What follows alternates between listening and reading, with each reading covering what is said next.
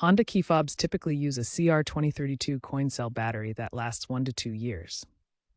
These batteries usually last 1 to 2 years depending on usage. Replacing the battery is a simple DIY task for most Honda models like the Civic, Accord, and CR-V.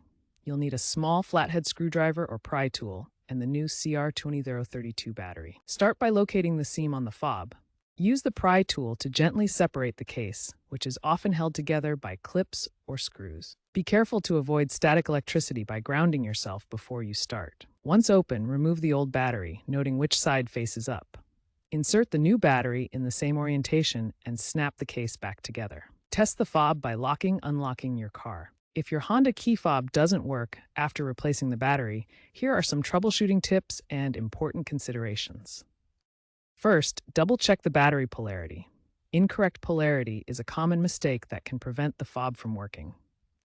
For fobs with multiple buttons, ensure all buttons are properly aligned when reassembling the case.